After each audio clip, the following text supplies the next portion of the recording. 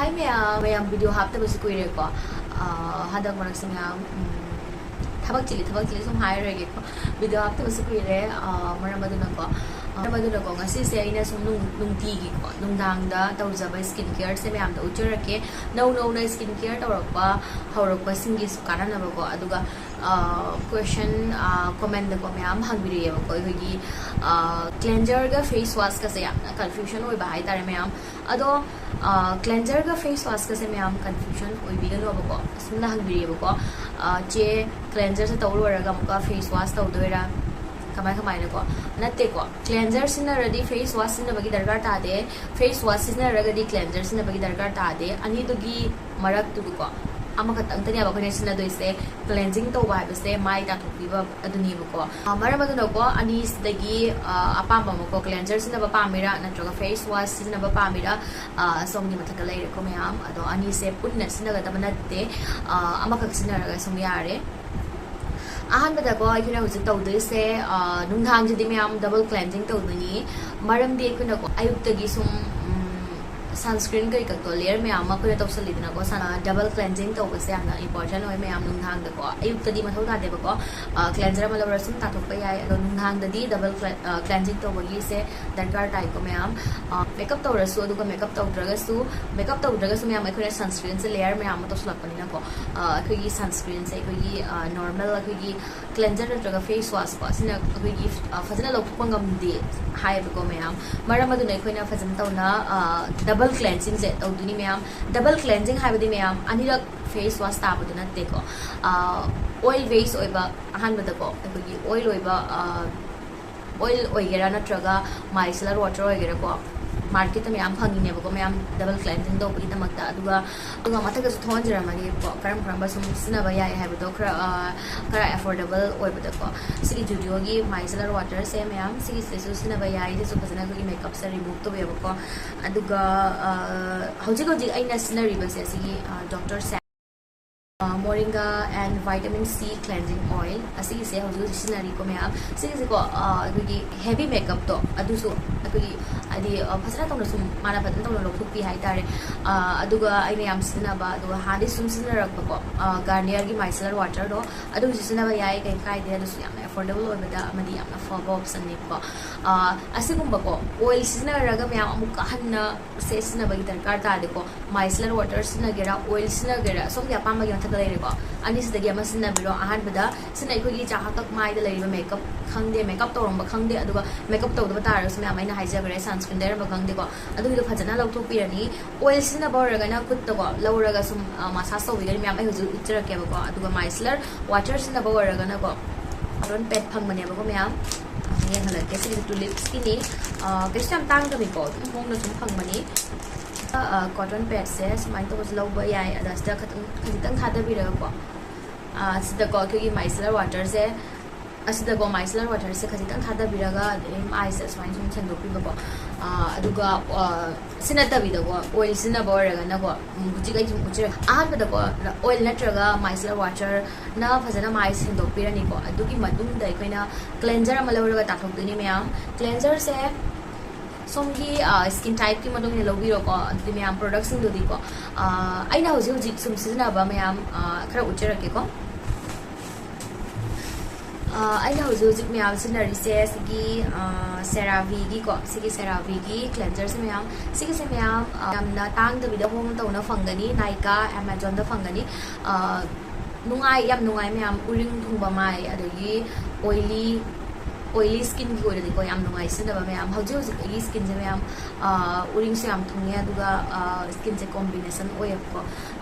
adu me am ai oily skin ni pochai sin je ko combination skin de sum chane ye ko me am adu normal skin de sum sin ba ai si je am na gentle and mild oy ba product ni ko ma se tar ma tung da ko gi mai da che ta ko ko to de ko yam soft oy ra ga aduga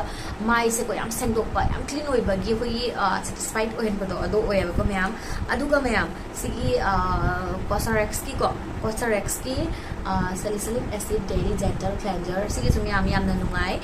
asigi sim yam ahan ba sina bani ko hadak se ko CeraVe se de im sis nei hai tare sigi sum yam nungai bani sina ba ko Nykaa da phang mani ba sigi se Cosrx ai thon jaramage ko mayam ai ki kaino da pronunciation spelling da lang tar so mata ka thon jaramage si yam na nungai sina ba ani se sum sina ya ba hoji hoji ko ai to na ko isik se sum serabi se sum sina ya to nung hang da na sigi salicylic acid gentle cleanser cosrx ki se asi sina ai how's it mayam hoji oil based oil cleanser ama lauro oil based oil cleanser ama lauro ga mayam sengdo go matung da asuma cleanser se si se lauro ko ani se mayam jaha ama ka tangani ko ho lauro se aina sum uchabe wari ne ba ko hoji hoji se kari sina re ha do aduga I comment se sum sina ba nungai ba sum piro ji ana sum hari ko mar ma ne ujja bani dear sigi serabi sina ba nungai bani aduga si cosrx se sigi se sina ba nungai bani aduga mayam face wash na ko good vibes ki face wash sing do ko ai yo di ko ana sum chani hai tare sina ba sum nungai asini mayam ahan ba da oil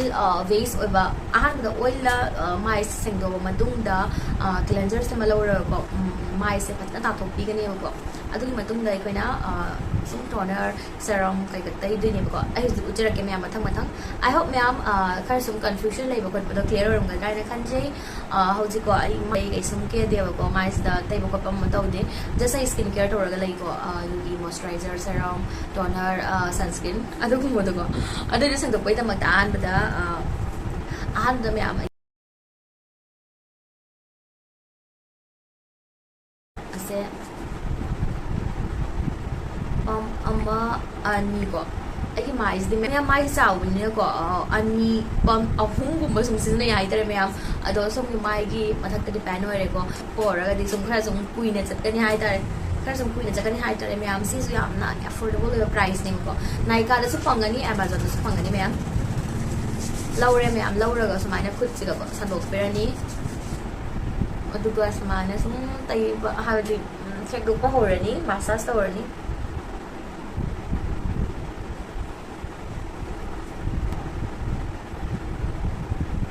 pamani to mayam pokudi oya ba do so ai pamba ba ka to san ko khajik tang sum mai se phajana khara marang kai na singo ko to sum ai ko ya khara sum marang kai ra ga di mayam satisfied oi do aduga me sigi se chinban kai ka to loisina ba yai ko lipstick te ma kholam ba ma le ga sum sina ba ai yo di lipstick kai ka ai tai de ko lip balm ni sum tai ko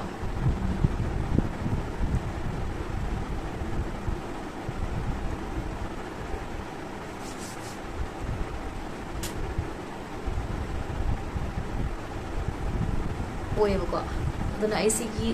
ai yo di me am pam ahung gum ba sa chang ne ba ko mai de chaw ba ni na me am ga sai de ring light tha ba se ring light on to ba se kaw ram me ko hadu no se ring light se tha la me na pa jana ure ai mai se de kyam ring light ko pat ko ure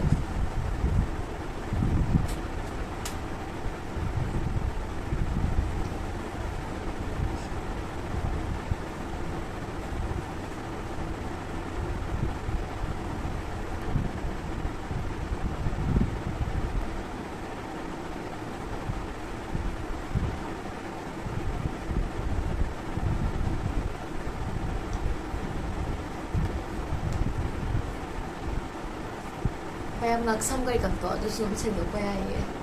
nga ta ko nga ha kak sam massage to bir ne bu ko mai se lo ka to do na kai dai do na ko mon pa kai katti lai tare sunscreen ki kai katte hi do ko loina se ki oil sana cleansing oil sana loina clean to bir ko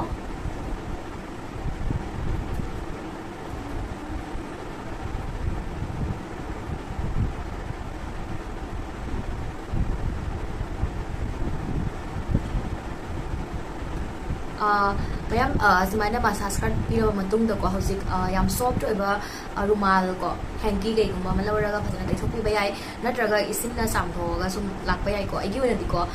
hojo se ko mai se habdi urin kai ka siam leibin na ko ingi phina sum tap na sum na la su ko sum khara dei sum mai du ga koi gi kan to ba dei koi na phina kai ka smai de thok lok da sum urin bi sum irritate oi de na ba hai du na ko isna sum tha do su yai natraga yam soft oiba ru oiba fi sin na bayai ko ado me am koi gi wet wipes to adu disina bigano bogo product already product yauba wet wipes ke to du disina bigano normal isina dum thado pil natraga yamna mon ba fi malauraga somde to piba yai agi ora di ko hausi isina thado ga mugla charage hauji ko isin thado la chare ko double cleansing ya ba to du se ko na mayam ahan be step lore ko hausi cleanser lorani mayam cleanser से आई सी salicylic acid की से क्वाशरेक्स की से सिनरगे हजि की याम दरकार तादेबा ma'am से यो माई की मतुंगिना आगी माई सु चावबसे जितंग दरकार तायो से यामना मथौ तादे दुगा फोमिंग फेस वाश ने से कोंगोन थोकपा फेस वाश कोंगोन थोकपा अखोगी क्लेंजर ने बको अदुना अखोगी माई तालरगा कोंगोन थोकपना को अखोइना माई से मैम अखोई से को सम हौरपदे अखोई कोंगोन थोकपा प्रोडक्ट से सिनरबनिना को कोंगोन थोकतबा सिनरपा मतमदे अखोगी पेनदबा सैटिस्फाइड ओइदबदो ओयबको अदो सिगी से दिको सी क्लेंजर से अखोगी कोंगोन थोकपनिना माई तार मतुंगदा को अखोगी यामना सेंगबको याम सेंगबा याम क्लीन ओइबदो माइना फील ओयबको सैटिस्फाइड ओइ हाइदार येंगो मैम अइना हौजि लौरिसे सिबो यामन ग्रमे आई डेली सुम सिना बोरगदी सिदे मु हेना खर लिकने सिनि हाइ तरे वीडियो ओइबै कोइना सुम खर से कोंगोन कर से खर उहनिंग बगी को आई खजितंग याम लौबने असुनि सिको यामना हेरदि तांग दबिदा मागी कैनो से क्वांटिटी से यामे बो 150 ml ने बो याम कुइन चतनी सिजे मागी प्राइस से मैं याम आइदम थोन जरा मागी स्क्रीन दा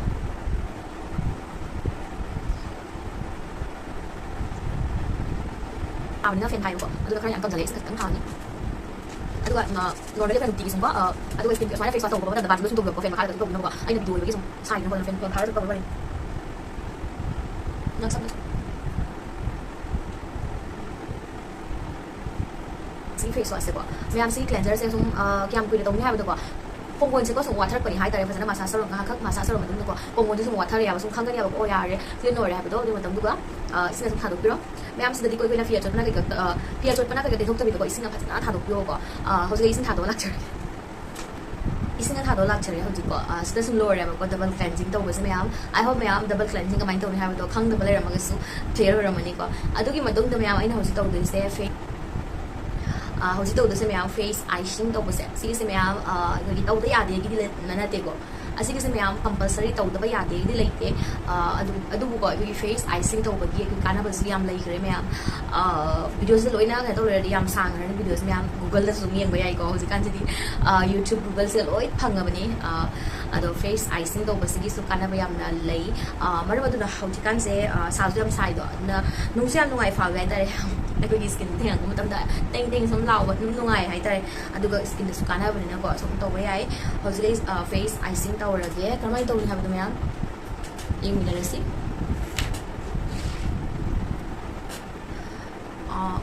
मैम अगी आइस की शेप से को आइस की शेप से खरा मोंग चाद्रे को मरमदी को अइना सि नहान खैदी अपिक पकोन नमद को सुम अइना आइस से फमलेबा ngasi काउरे को इसे अदुना अचौबा आइस से थुगाइरा परपनिना शेप से कम तौरे को तो से दम उतलगे मैम मैम अइना स्माइल फील यम जन्मदी को की आइस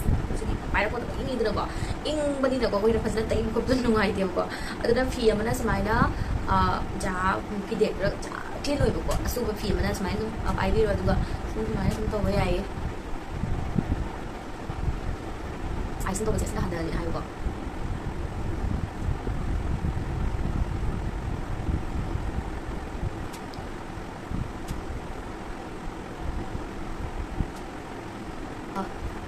मैम फेस आइसिंग तब लोरे से मैम असी तौर लोर मतुंग माई से फेन मखा खंगे अदे हुमाई हुम खंगे को अदुमाय तौदबिदो नेचुरली सुम कंगहलोबको सुम सुम कंजगिसनु अदुगी मतुंगदा अइना टोनर के चाइदा खोटकदबदो सुम मखा मखा को सुम तौसे मैम अहानबदा सिगे खरा को इसिंग मोल्टी इसिंग से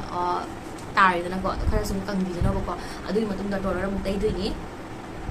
इसिंग दो कंजनग्रेबको पुरा खरखरते कंगनदबिदको अदुगी मतमदा टोनर अमा तैरनी अइना हुजिसना दोइसे सिगी चमाने को कोसरेक्स की AHA BHA vitamin C daily toner को AHA BHA और अदुगा स्माइल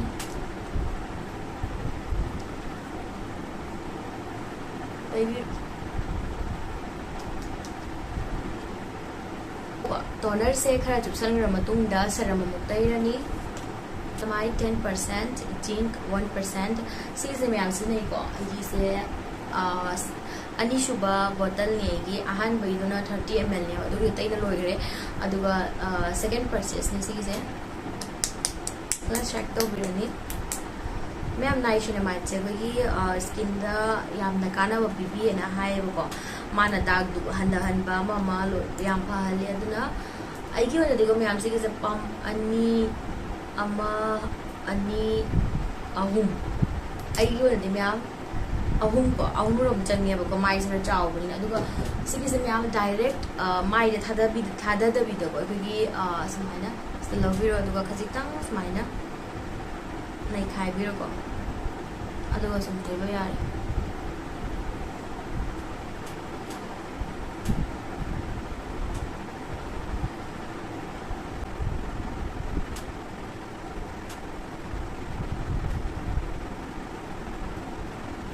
मैं आप सेरम से क्योंकि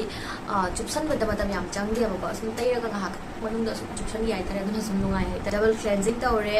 adugi matungda toner sinare double cleansing tawre ma'am adugi matungda face icing adugi matungda toner serum last steps na ko moisturizer ma'am ai video type se ko habdi matam pumbada ko ama katang oide hai tare sum change tawre ba ko weather gi matungina condition gi matungina ko sum change tawre hai tare hauji hauji gi skin se combination skin oire maramaduna ko si Pond's ki super light gel hyaluronic hai gi bise sigi se myam iko gi amna he na ko skin care gi maram da khanje da bawar ga di so mathak da mention ta mo lei do for oily skin combination skin kind tha lei do adu do sum lawview sigi se myam for oily and combination skin oily amadi combination skin asina ba yai ko myam aduga oily skin gi oiba products je ko combination skin na su sina ba yai sigi moisturizer se yamna light oil ko sina ba nung nungai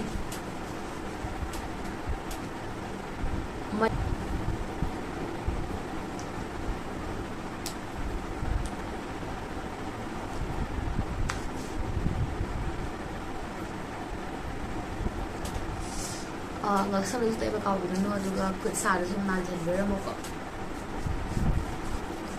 are ba gi oina mayam lip balm ma lora tairani aina hoji lor se studio gi cherry lip balm ko sawara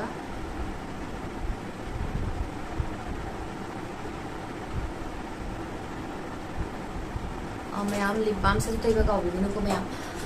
so ma'am सिदा सुम लोई संजरे so ma'am सिदा सुम लोरेगी night skin care routine से यामना हाबदी सबतक ना को अदुगा सुम यामना सबतक ना ma'am आइना तौजबा नुंती आई को night skin care routine या बसी से मैम so मैम आगी वीडियोस तगी कानाबा फंगबिरमगनी हाने खनजे कइकुंबा कानाबा फंगबिबा तारगदी मैम लाइक बा पिबिरमो अदुगा कानाबा फंगद्रा तारसु अदुगा फंगदो तारगसु वीडियो से येंबिबा तारगदी लाइक मचा मन नंबिरमो चैनल से दानो बा चंगपिरक कोरना सब्सक्राइब तो बिरमो मैम वीडियो को असम रेगुलर होइना हापक पंगमनाबा इस होना जगे मैम एप्रिशिएट तो भी मोटिवेट तो भी मैम कैसे दी मैम वीडियो से उतना हंसदा सुन संजरगी हम थेंगे बको हम गांगा ले रही है ma'am bye and good night